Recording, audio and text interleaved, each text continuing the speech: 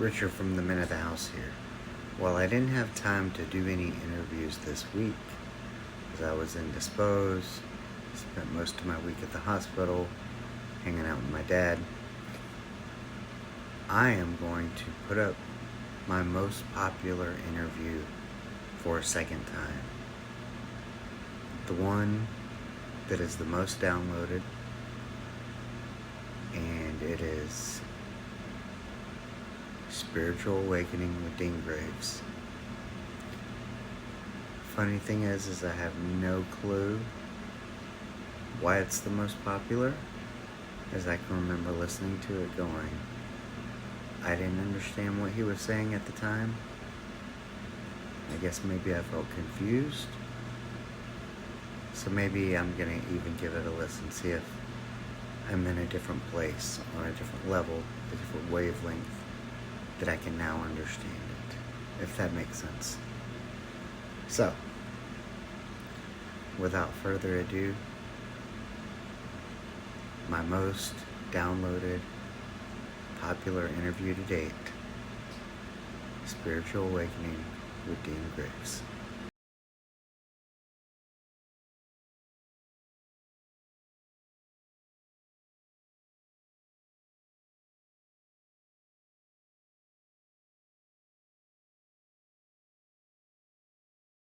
Everyone, I've never done this, but thought I would start today's episode with a little prequel, a little explanation of how do I say this?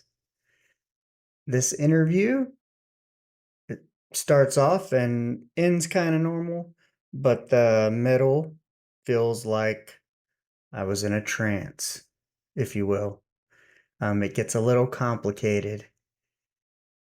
Some of it gets hard to understand, some of the words, if you will. So bear with me, bear with it.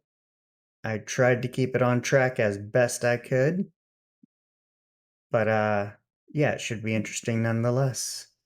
So hope you enjoy.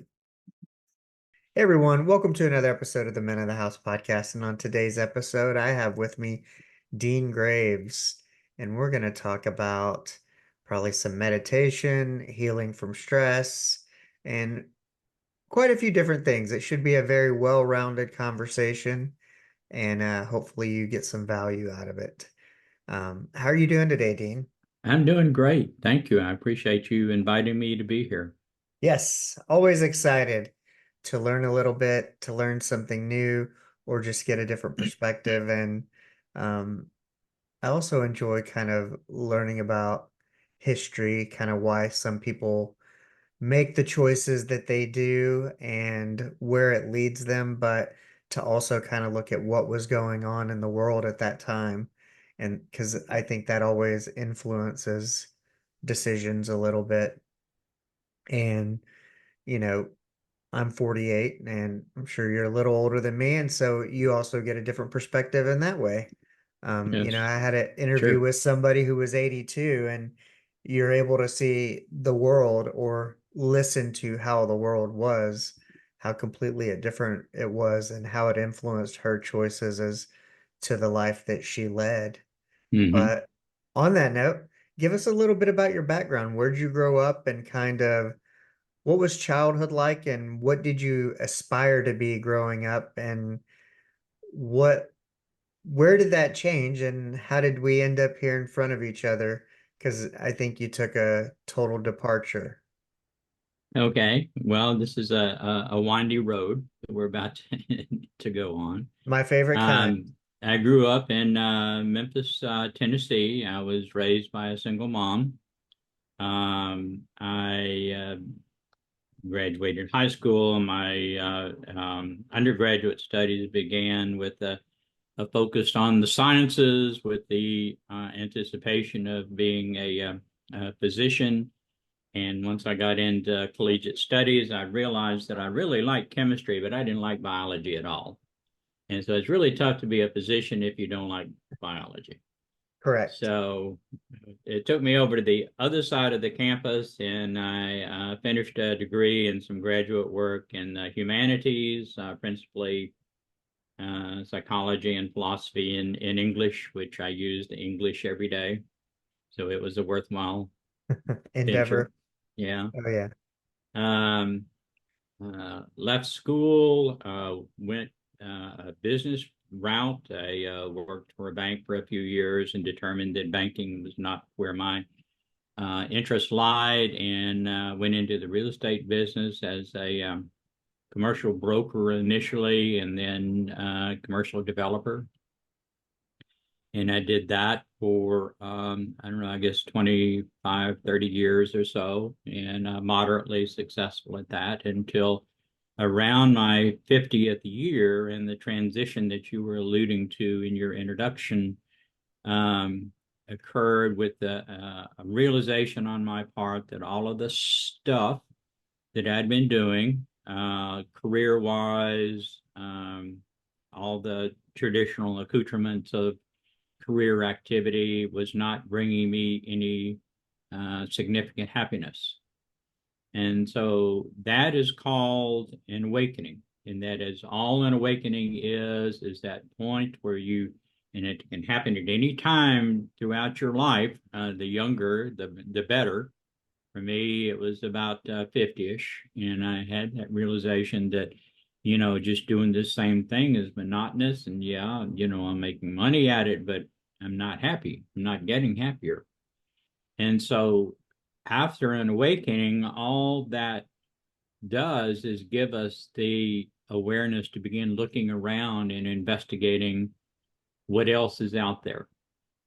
And we learn by analogy, we learn by comparison and contrast. And so that's what we're doing all of this time that we're experiencing things that we don't like, is or that's not bringing us greater happiness, is we're experimenting.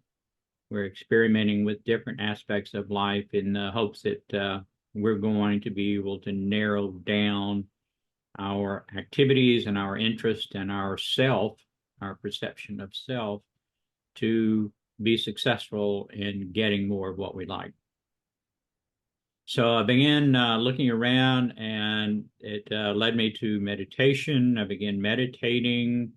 And as most people, and I've taught meditation now for over 20 years. And as I tell my students, almost everybody comes to meditation running away from the stick. In other words, things in their life hurt, and so they want relief from that pain. And my experience was exactly the same. I meditated probably for a couple of years, running away from the stick. And then one day, just out of the blue, I got a bite of the apple. And so the apple tasted really good. And so my motivation transformed from running away from the stick to wanting more of the apple, or chasing the apple. And that is an immutable experience for everyone if they are diligent with that meditation practice. And so that began really a significant uh, intensification of my meditation endeavors, which led to some significant awarenesses. I began talking to my higher self, began teaching meditation, and mindfulness is a natural result of the meditation. Mindfulness is nothing more than learning to keep uh, the perspective that you gain in meditation with you when you go back into the world. And so I describe that to my meditation students as we simultaneously exist in both the metaphysical world and the physical world. The physical world I simply refer to as the village, and the meditation self is our guru's cave. And so in that meditation, we learn to retreat to the guru's cave, and there are no problems in the guru's cave. All problems exist in the village. So as we developed our capabilities of staying in the guru cave for longer periods of time, and eventually constantly, but still going back into the village, then that's developing and learning our practice of mindfulness. I had a question.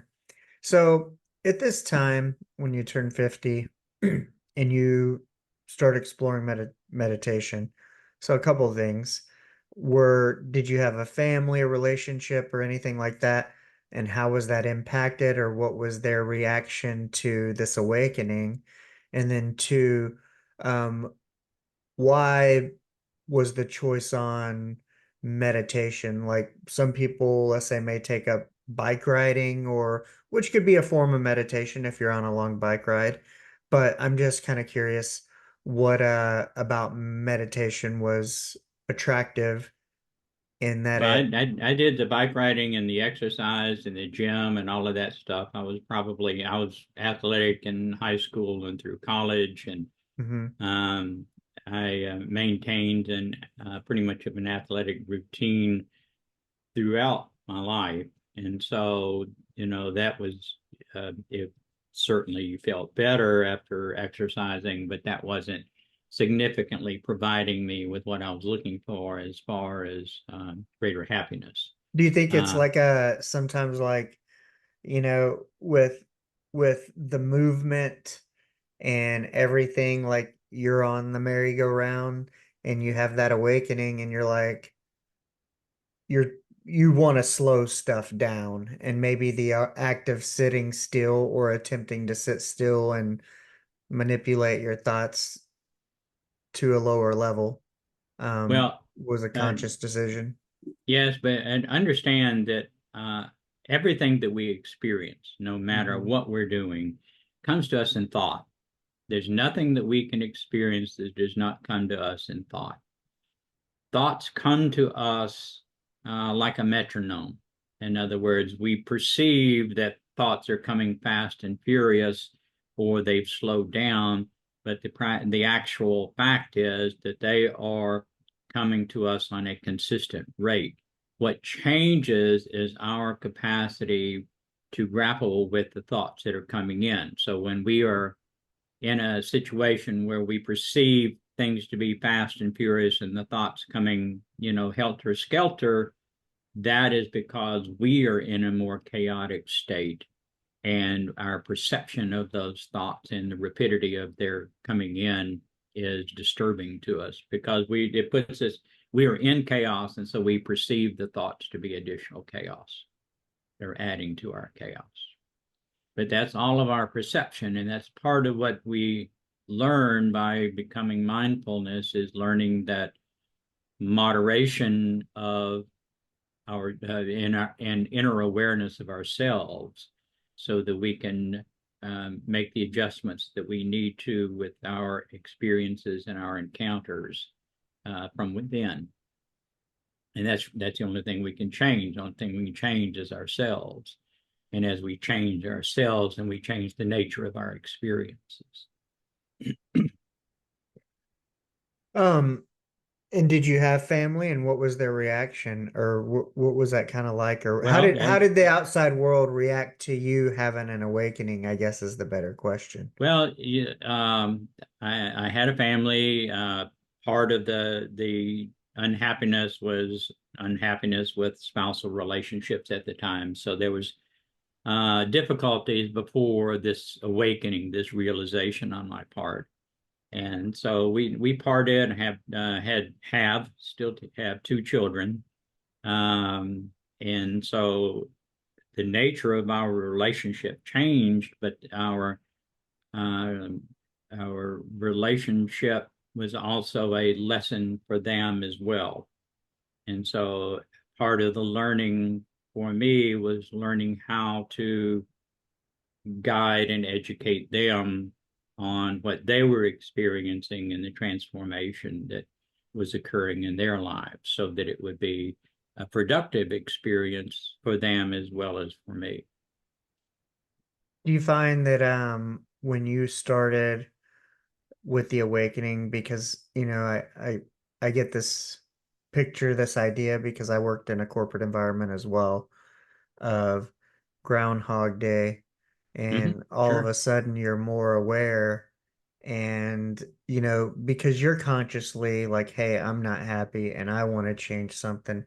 How did that impact your parenting, and did you gain more joy from it? Because I'm certain what you were trying to teach them and how you were trying to teach them because you were now attuned to something different became different as well. But how was that? Well, initially it was difficult because I was not competent or comfortable with the changes that were taking place in me.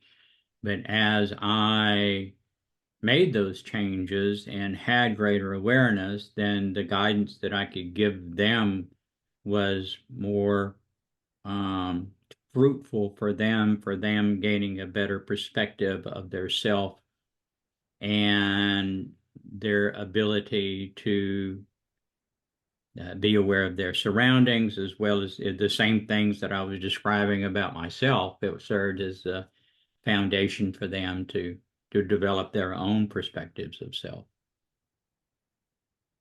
Yeah, because it's kind of one of those things of I always, I think like after my experience and kind of having to pivot and try something new, create your own way, if you will, part of the experience of now is ensuring that hopefully my daughter doesn't have the same mindset, experience, wherewithal of having to go through what I did, kind of Hmm. whether it's in a corporate environment or not, you know. Well, Um, as much as we would like to save them from that experience, that is an experience that they're going to have on their own yeah. and come to their own awarenesses. But what we can provide them with is the resources that when they have these thoughts or challenges of whatever of what their priorities are, that they will have better direction on where to go and where to get answers to change themselves.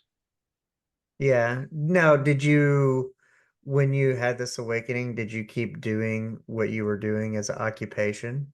No, ironically, in the commercial real estate business, when you finish your project, you're unemployed, and so you have to go start another project to essentially create your job again. And so that's a 2 or 3 year cycle, and it was pretty much at just a transition point. And so I didn't start that up. I still did some um, minor investment of things to generate some income, but the income and sources of revenue to support myself and family came from totally unexpected sources, and that's one thing that it is very difficult for people to understand and grapple with, that it is our income and our ability to support ourselves and family does not come from the sweat of our brow.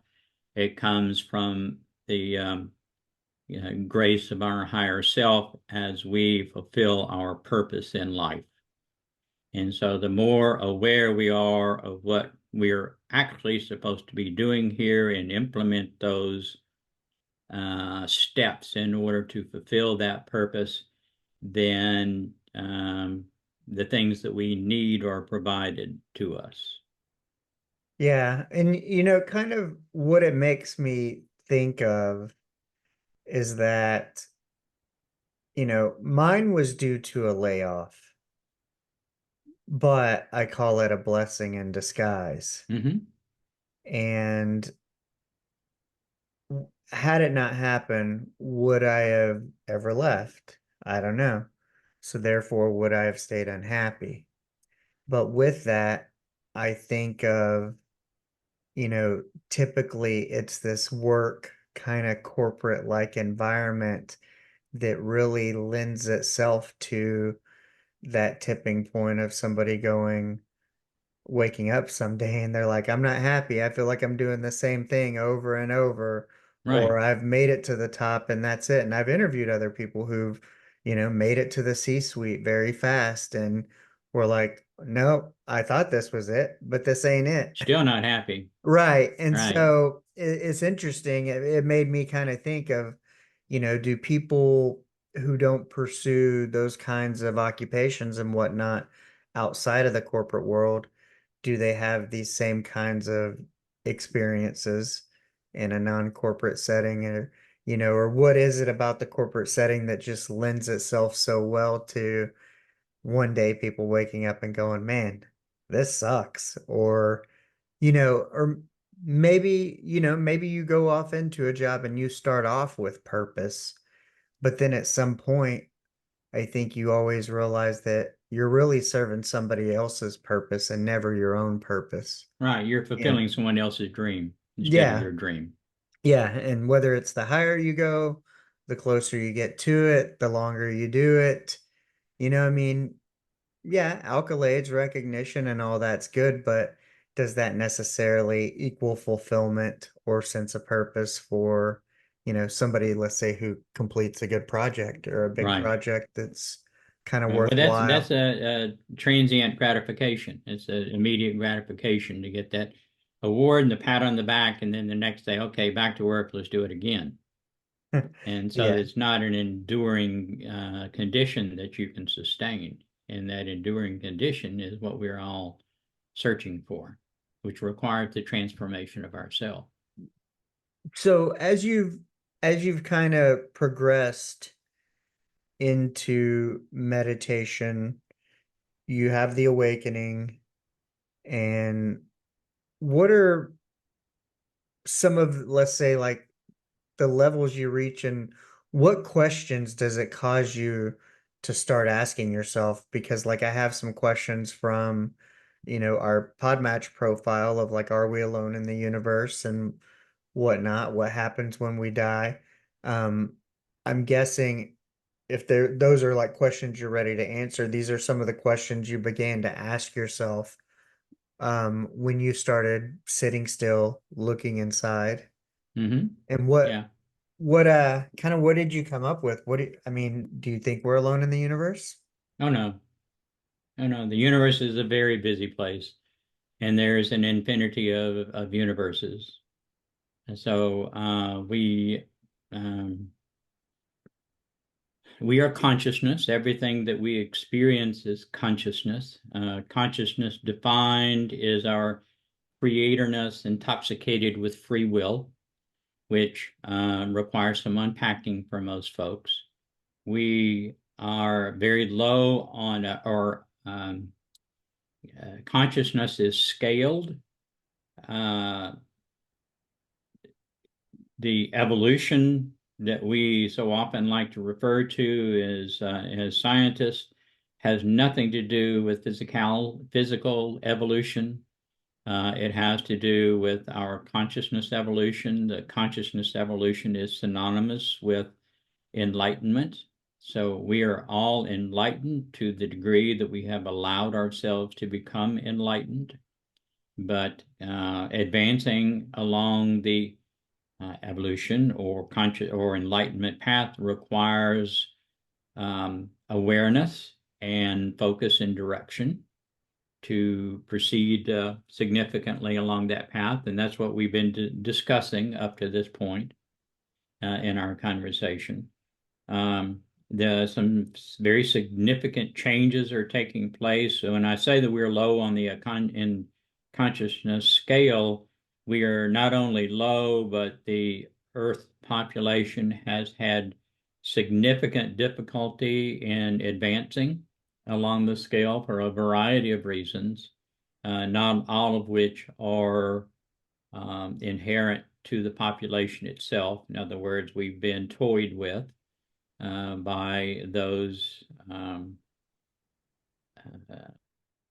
beings that did not want us to advance. One of the strategic things, we exist within a range of consciousness on Earth. Within that range, there are certain criteria that we must fulfill in order to advance on to higher levels. But the range of consciousness that we do exist in is a spectrum. So there is very low consciousness and, relatively speaking, very high consciousness within this range of consciousness. Um, Assuming responsibility for our progression is one of the most strategic things, which is why awakening is important. Uh, One of the other significant strategic things is a choice, and it's simply called the choice, whether we are going to polarize service to self or service to others. And the service to others path will eventually um, reunite us with the one infinite creator. Those choosing the service to self path are choosing what's referred to as an indirect path, and that they will evolve for possibly billions of years along the separation path until they hit literally a brick wall and are compelled to come back within their journey to um, essentially re-enter the process where they dropped out of school. Mm-hmm. So that kid that you went to high school with that was too cool for school, well, these folks are too cool for school. And so they have to learn the lessons that were available to them along the service to others path. But in the meantime, those choosing service to self and particularly having advanced beyond our limited range of consciousness are very detrimental to our and other third density experiences throughout creation. And they are kind of like, I don't know, the pan of uh, history reference. They're playful, but not playful. They, in the earth experience, is most evident by those individuals that choose to try to dominate and subjugate others. And domination and subjugation is essential for them to maintain their posture as service to self individuals. That is one of the most strategic things that we have to choose, and we are being given the opportunity right now as we speak to, because of increased intensification of our experiences, to make that decision, to make that choice.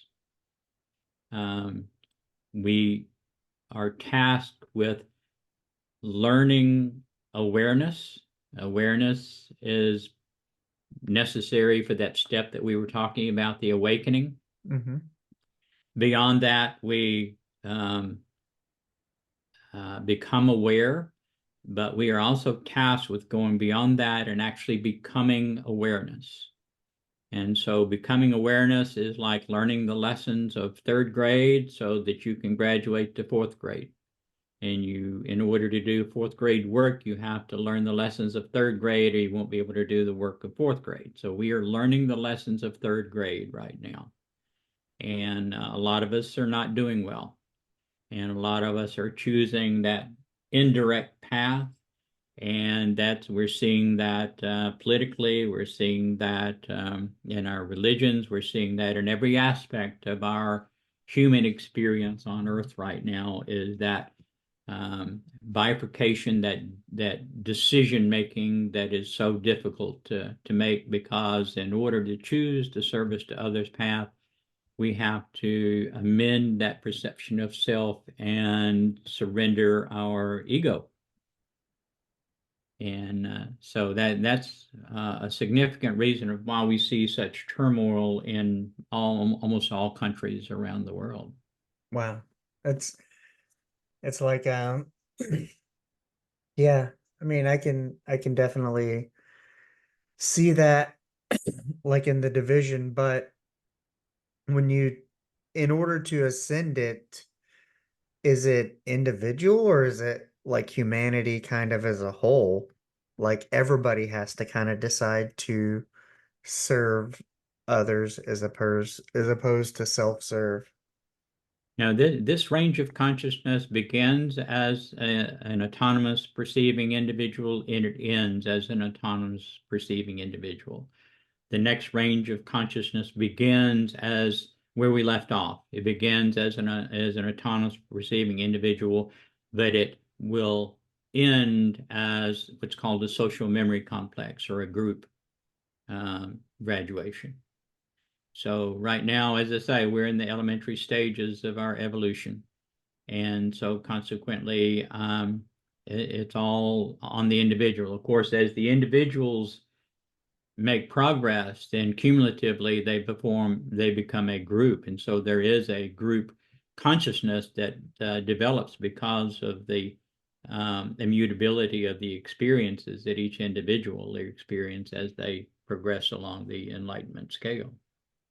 So if in kind of circling back, if not being alone in the universe and it kind of goes off, what's around us? Is there like other systems of consciousness or what we would call quote unquote people, but I call it like a system of consciousness somewhere else going on?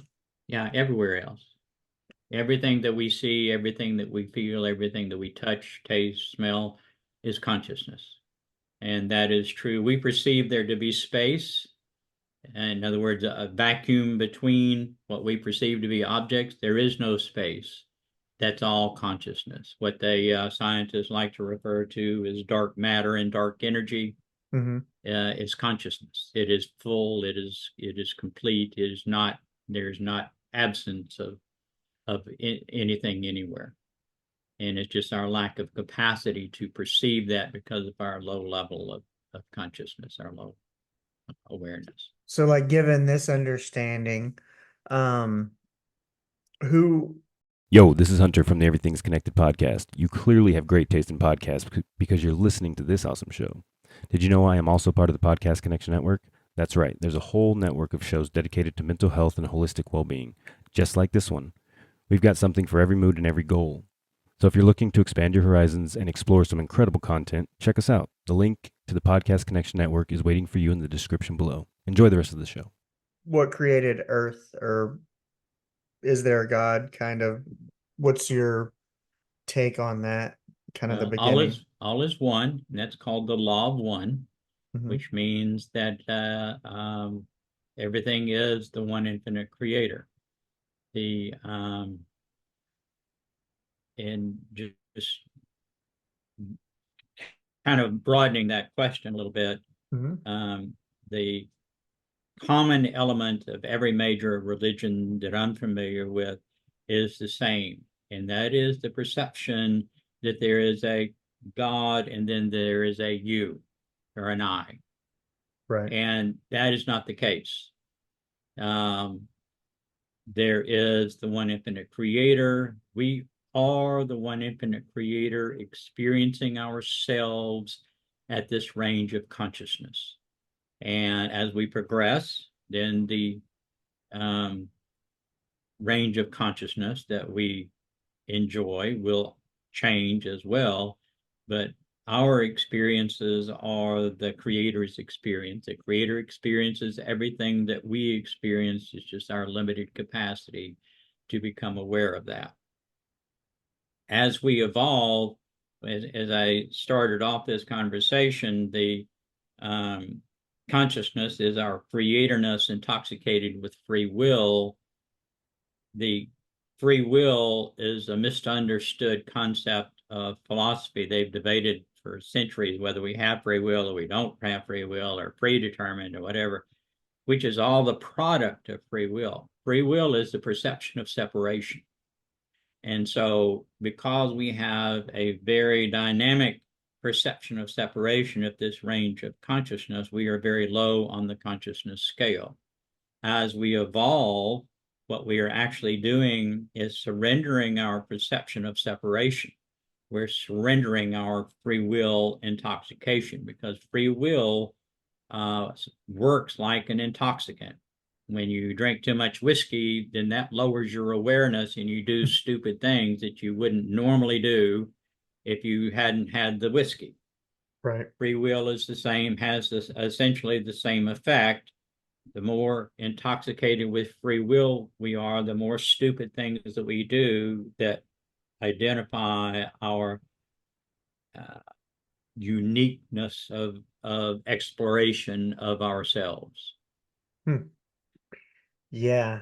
So did you grow up with any religion, or how was that?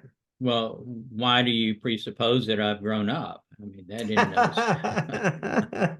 That's a good one. Yeah, I mean, I still feel, I don't know. Sometimes I feel like I'm 7, 8, sometimes 12.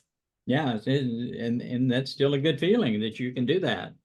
Yeah, Yeah, I did you grew have up a with a Protestant Catholic Protestant back and uh forth history, and so I've been indoctrinated and went through all the dogma and dispelled the dogma, and um, that obviously didn't fulfill, it didn't make me happier, right.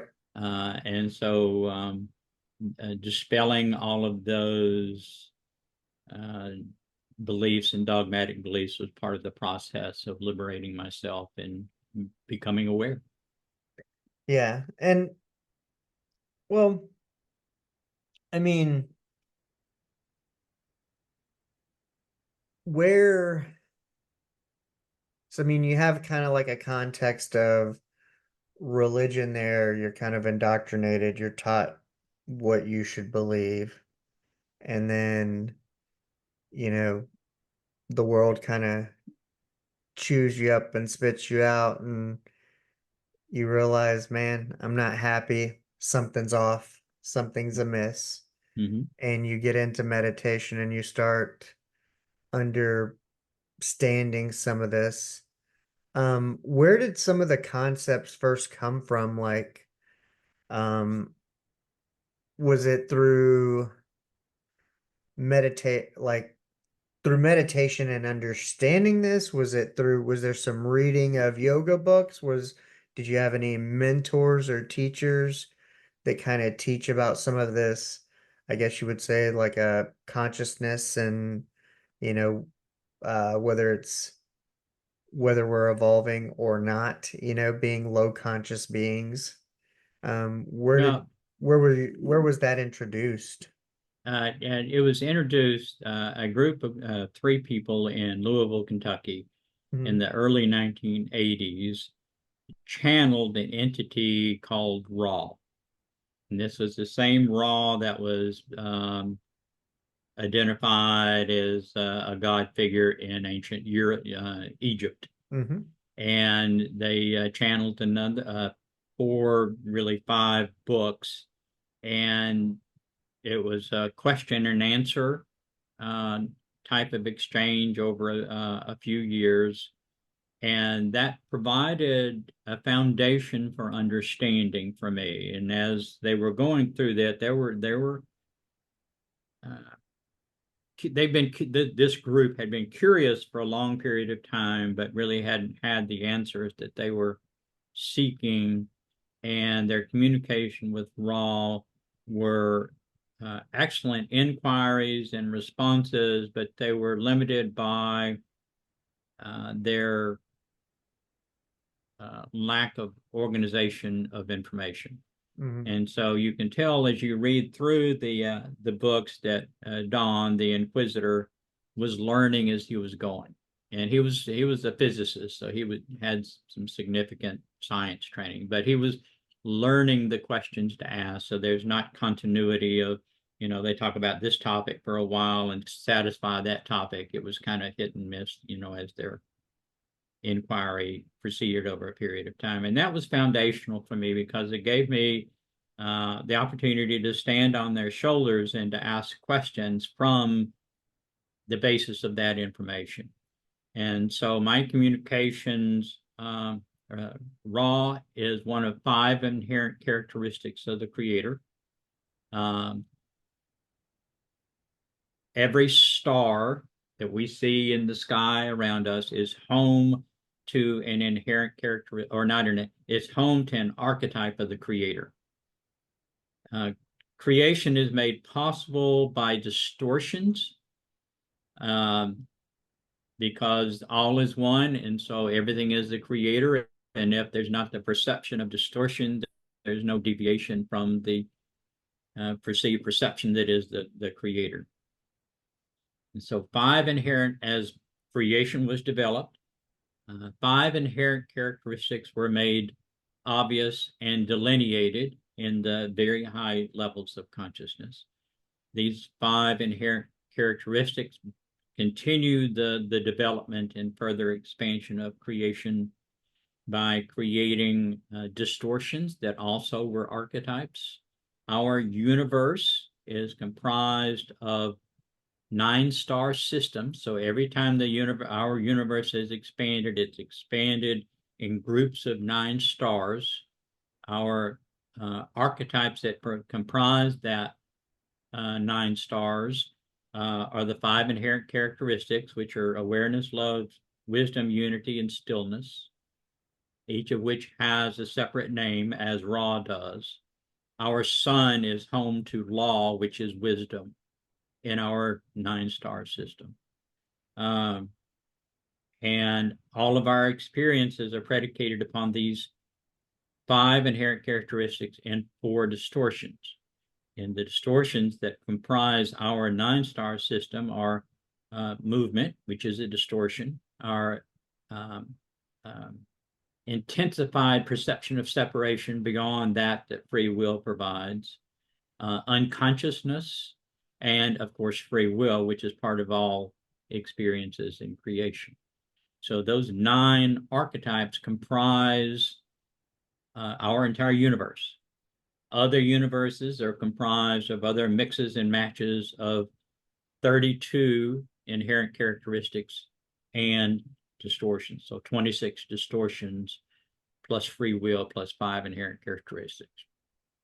All the other universes are mixed and matched in order to diversify the creator's experience according to these distortions and inherent characteristics.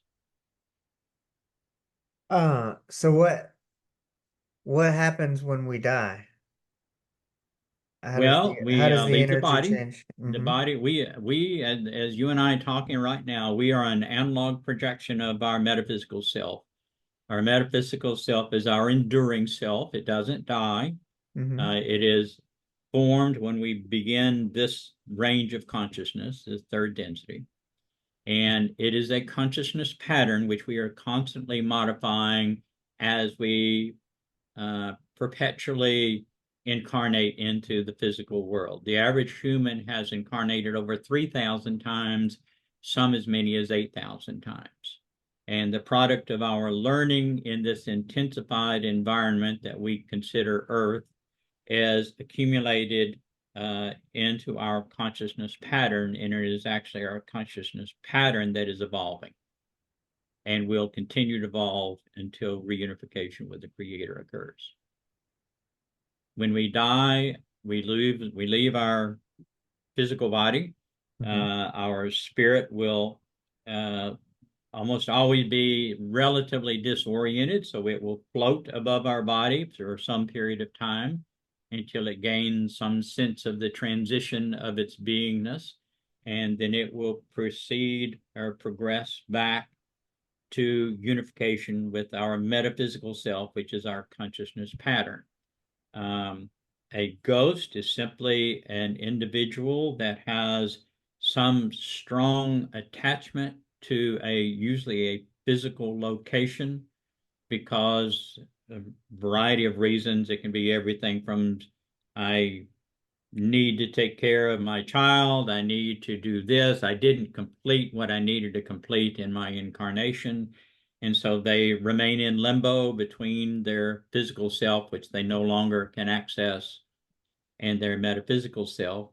The plan is that we will progress along a series of steps, and we'll encounter a series of lights, which are way stations that, depending on where we are in our development, will determine how many lights that we need to see to transition. Someone who is higher consciousness may only see 2 or 3 lights. Someone that is very low awareness, low on the consciousness scale, but is still transitioning, may see a dozen lights. It's whatever they need in order to ease their transition, because they're surrendering that this hierophant, this ego that we have created while we're alive, and they're surrendering that to remerge, re-enter existence as their consciousness pattern. Whenever, so after you had the awakening, you decided, you know, you didn't go back into full-time um commercial real estate development and stuff. What once you were like, let's say, awakened, what then became the goal? Like I know like for me, after doing whatever I'm doing, I'm like, well, the goal is to podcast, help people. You know, my old job was helping and serving, and now I'm just helping and serving in a different way. Mm-hmm. Sometimes by telling the stories of others and whatnot. What was your goal once you became awake? Was it to help others enlighten? Was it to continue to gain enlightenment yourself? And then what do you do with it? Well, it's not mutually exclusive. As you progress, then Mhm. you become able to help others more significantly. I've written books. I've written 4 books. My most recent book is hits bookshelves in 3 days on August 30th of this What's it year. called? It's called The Enigma of Consciousness, a spiritual exploration of humanity's relationship to creation. And it goes into great detail in everything that we've been alluding to here in our brief conversation. But And what about the other books? What are they called? well, the beginning book that I recommend for people if they're just awakening and looking where to go is called Enlightenment, Plain and Simple. Mhm. For someone looking to heal emotional damage or simply to understand how they can progress themselves, the identity model. And the identity is our hierophant, our false perception of self, our ego. It's all the same thing, just different words. Um, and that explains what suffering, what stress is, and what suffering is, and how we can heal from stress and suffering. And it's important that we learn to do that because when you're seeking greater happiness, happiness automatically appears when you experience less stress. Bliss is nothing more than the absence of stress. And so the better we are able to reduce our stress, the more happiness fills the void that stress occupied in our lives. So ignorance is bliss. So they're saying ignorant people don't feel stressed. Well, stress is misperceived. Stress is nothing more than the difference between our expectations and how things really are. And so, if we are able to experience things as they really are instead of through our lens of expectations, we would no longer experience stress. And that is our destiny as we evolve through the process. And I see these happiness and enlightenment and um what's the difference between those? Well, happiness is the measure of how we're doing. The Hmm. happier you are on a day-to-day basis, that means the less stress you're experiencing and the better, farther along the enlightenment scale you're progressing. Enlightenment is the path. And when we're off the path and wandering around in the weeds is when we experience a lot of chaos and a lot of stress and a lot of suffering. Very, And so we very, need to get very back on the true. path. So how do you get more happiness? Is just keep stress low? Well, yeah, when you heal yourself, when you heal your Uh-huh. false perceptions of self, then you heal your expectations that are erroneous contrivances of our false identity. It's kind of like having low expectations when you go into a situation, and then when it's No, those are that still expectations. true. High expectations or low expectations, they're still expectations. We want to learn to experience things as they actually are. There's no experience that comes to us with emotion on it. Every experience is absolutely neutral of emotions. We apply the emotion according to how we are. And so while we are distorted with this false identity, this false perception of self, we're interpreting that experience, that thought through our lens. But the reality is that experience has no emotion on it. So you got to keep yourself kind of in a higher vibrational state. So In a the mindfulness the state. you're applying kind of the good juju to the experience, which is what makes it enjoyable versus stressful. So it's a keep yourself in a state of like how are you doing happiness, how you're doing. Keep your awareness inside to learn to become aware of how you are at Hmm. any one point in time. And I'm sure you've had the experience, you've thought a thought and you didn't like that thought today. And 6 months later, you've had essentially that same thought and you're okay with it. It was actually a pretty good thought. The only thing that's changed is you.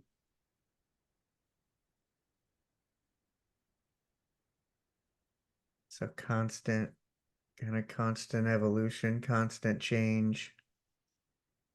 We're constantly changing. We change with every thought.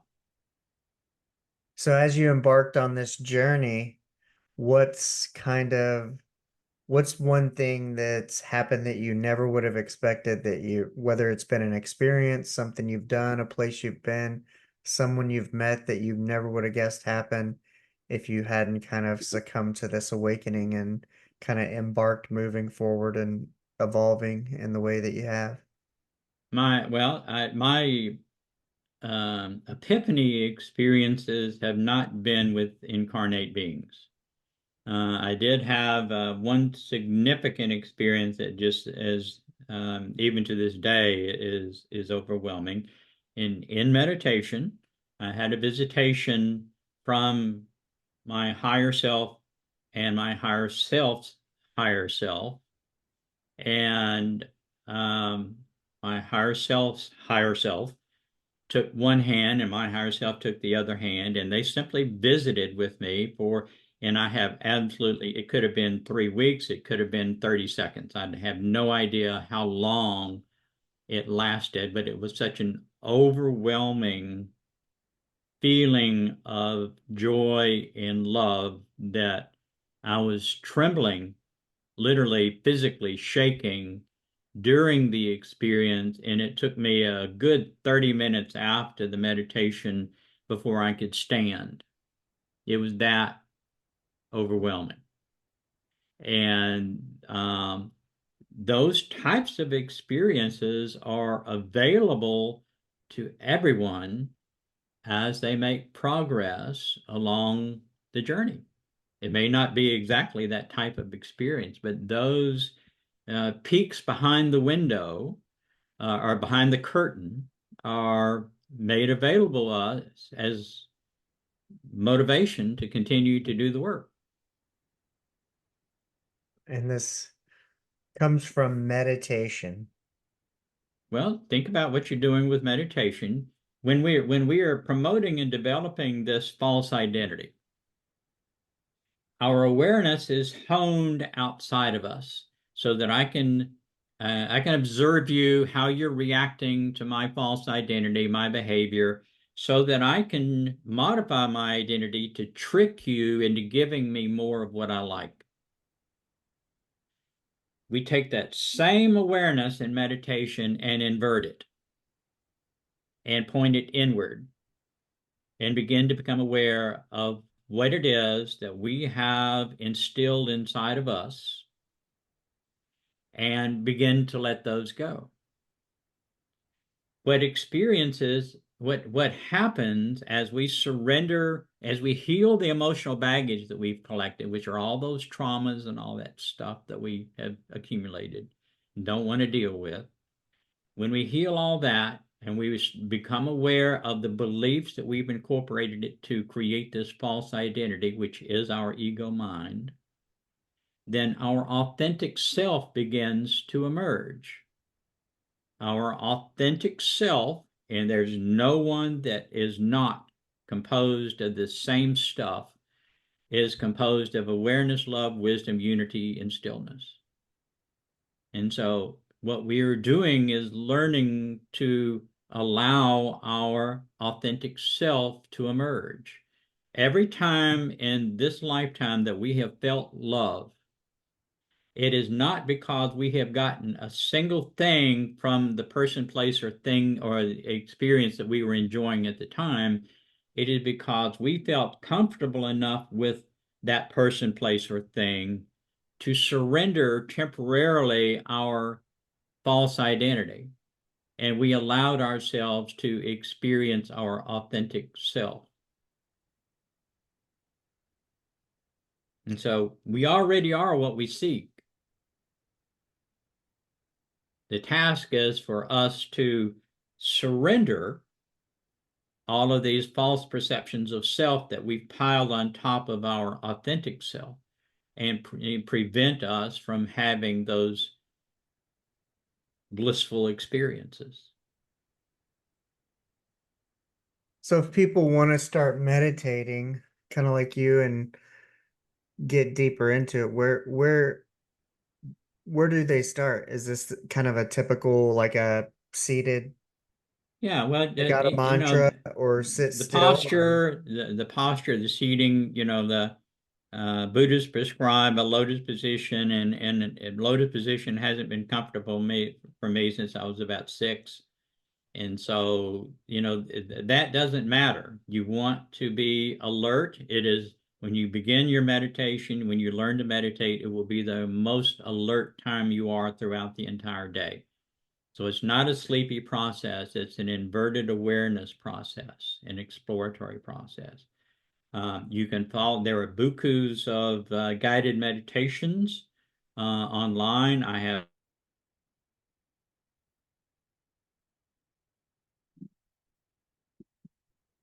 and everything from my YouTube. I have a YouTube channel. I have a website. Um, all of these. I have 2 podcasts. I have several guided meditations that some of them are pretty advanced for folks. Some of them are beginning. Just experiment. We learn by trial and error. We learn by comparison and contrast. And so experiment. If it's a guided meditation that you're looking for, and I started with guided meditations, and guided meditations for me fairly quickly became a distraction. And so I wanted more quiet. And so I did, some gong music in the background, and then that became a distraction. And now, silence is fine, but you will learn that as you learn your skill in meditation, you can sit in the middle of Times Square and have a wonderful meditation. You learn to screen out all that sensory input. So begin wherever you need to begin. Finding a good meditation teacher in your local area is probably possible, and I would highly recommend that because they can give you some cues or tips or guidance to get you over the hill faster. yeah. I feel like it's one of those things of you can kind of like ask like, well, when will I know if it's working? And I feel like the answer is like you'll know when it's working because It's up to you you. you'll have like a certain awareness about it of, oh, I When think you I when you just quit running away from the stick, it's really working for you. yeah. When you're doing it because, yeah, I just can't wait to meditate today. Yeah. Yeah, for me it's I've tried in the morning. I've tried it kind of has to be definitely intentional. Mm-hmm. Um when my mind's in a way where it can be where it needs to be, I guess you could say. Um, Consistency helps, yeah, because it's like you're training your mind and understand. Well, it's not really training your mind; it's training your spirit to let go of your mind. yeah. When I try it too early in the morning, half the time I'm like my nose spray hasn't kicked in and all I can think is like, man, I feel like I have allergies. Yeah, I'm like, my nose is stuffy. I'm like, that's all I can think about. And I'm like, so first thing in the morning, terrible for me. a mantra is very helpful. A mantra is very helpful. Um, when they show meditators in movies, they always show a bunch of monks chanting, Yeah. doing a mantra. And that's only because it is really, really, really boring watching a group of monks meditate when they're just meditating. They're not moving for hours, So I you can don't need a imagine. movie camera for that. You can get the same thing with a still. Yeah. How But a and mantra is very helpful to make you or to help you transition from your everyday state into that meditative state. so it's kind of And like a try many different things and you will find like a sweet spot of what works for you, whether it's absolutely, a yeah, environment, a it, position, a mantra, any of that. yeah, just try it. It's trial and error to see what works for you, and what works today will probably not. You don't need it, Hmm. in the future. But if you need it today, then great. Use it. Whatever works in order to get you into that mode, into that meditative state. All right. Well, is there anything you want to leave the listeners with? Well, if you want to learn more, I encourage you to. You can get all of my books on Amazon. You can get the Enigma of Consciousness in bookstores starting day after tomorrow, Friday. And this is probably not going to air immediately, so that will be meaningless to most of You're your pretty close. listeners. It'll air Saturday. Okay, all Yeah. right. But and I go into much more detail and talk about the archetypical mind and forgiveness and just lots of stuff. It's a compendium book that will give lots of folks a lot of guidance as they progress along the path. It may not all be usable by them now, but as they progress, and it will serve, I think it was designed to serve as a good tool for years to come. And I'll have all that in the show notes. Okay. So, well, all right. Well, I appreciate you sharing your time with me today. And Well, I appreciate your patience and allowing me to ramble as I. yeah, I look forward to getting this out there, and I'll definitely send you the link and whatnot and when Wonderful. it's gonna come out. Okay, But I appreciate it. you have a good rest of your day, and I'll see you on the other side. Wonderful. Thank you, All Richard. right, bye-bye. Bye bye. Well, that's a wrap. I hope you enjoyed the conversation. Please remember to rate, review, and subscribe wherever you get your podcasts from. Remember, go out and be the person